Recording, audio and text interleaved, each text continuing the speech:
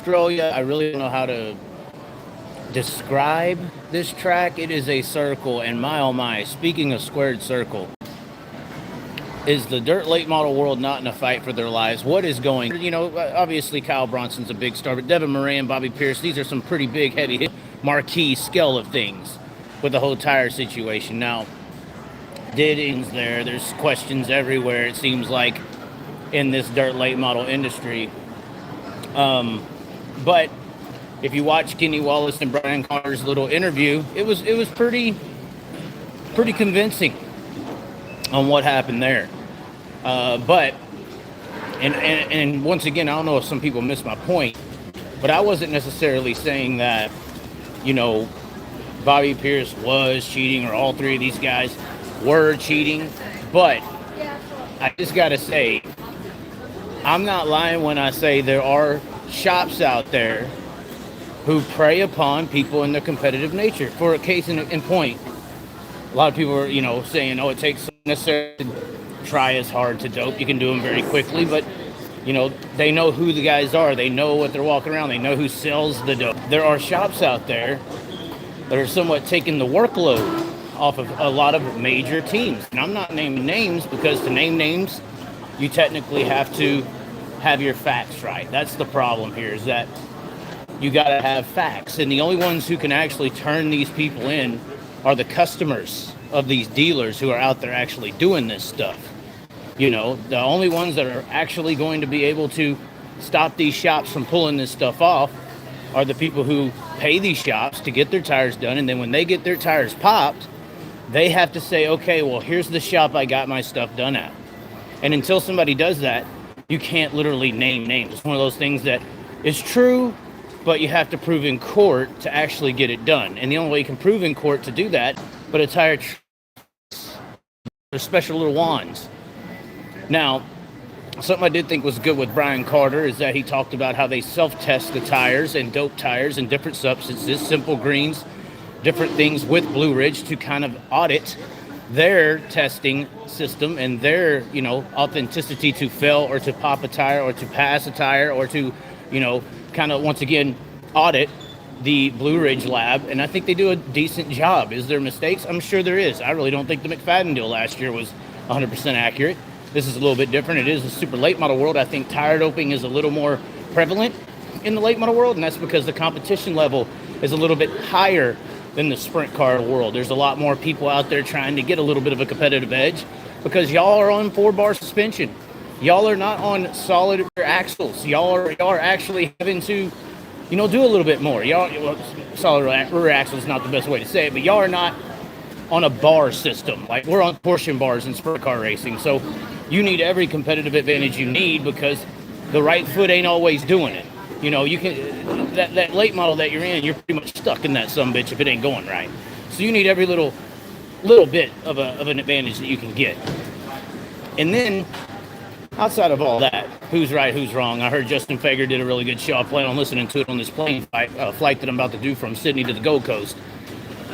But outside of that, we then get this news of Hudson O'Neal being removed from the Rocket 1 house car.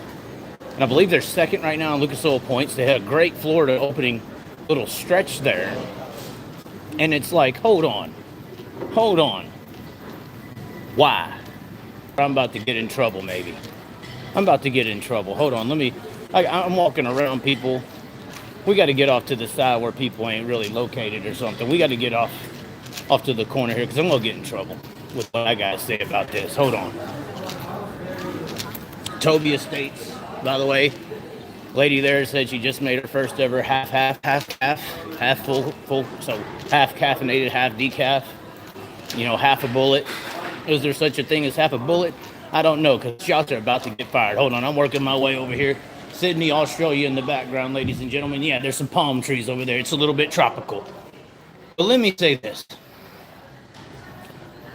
There's rumors out there as to why Hudson O'Neal's out of that race car. I'm not going to speculate.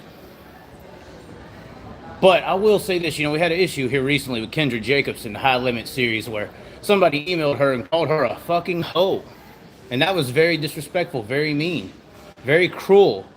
And I do think that the sport has a lot of issues of misogyny, a lot of prejudice issues. There's a lot of problems in this sport socially that need to be rectified for it to grow, for it to get big.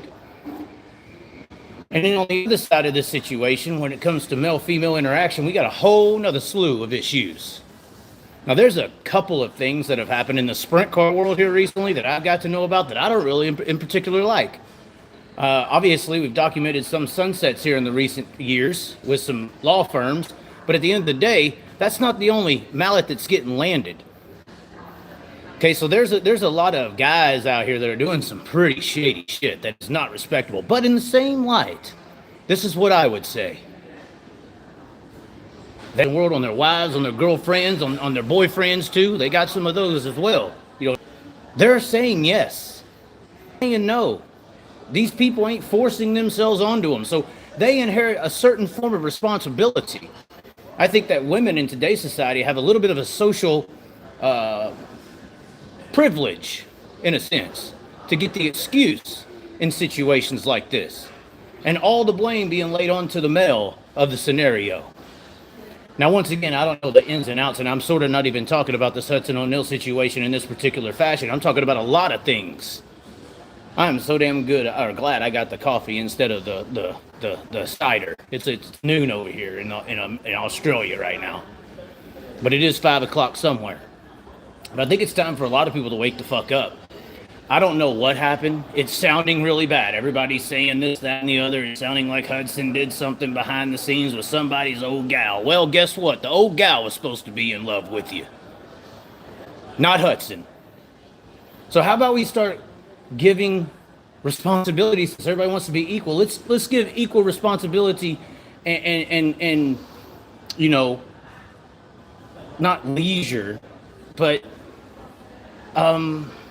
not an excuse. There's really not a good word for it, because this is all kind of fucked up, really, ain't it? So there's not really a word, but I would say that in some of these situations where there's some infidelities happening, that it takes two sides to tango. And in today's society, if the woman ain't on board, it ain't on board. So anyway, one car are they going to call the Chaz up? Is the Chaz going to be in the Rocket One car? Hell, I'm about to go hot lap me a super sedan at Gimpy. I'm about to drag, but hey, you never know. Is Scott Bloomquist going to the one? Everybody wants Scott Bloomquist to go to the one. Is Donnie Schatz going to the one? Are we going to finally save Donnie Schatz's career and get him into a late model? No, I'm just playing. But it's a prime ride. I hear Tim McCready, out of all the things I've heard or seen, the best match to go into that one car, in my opinion, would be Tim McCready. Talk about a bad son of a bitch in combo. Obviously, was used to be in the Longhorn House car, lost that, or however that transpired to, have that go over there to Brandon Shepherd. Sheepdog and wolf. But anyway, I really don't want to know what Hudson O'Neal did or who it was with.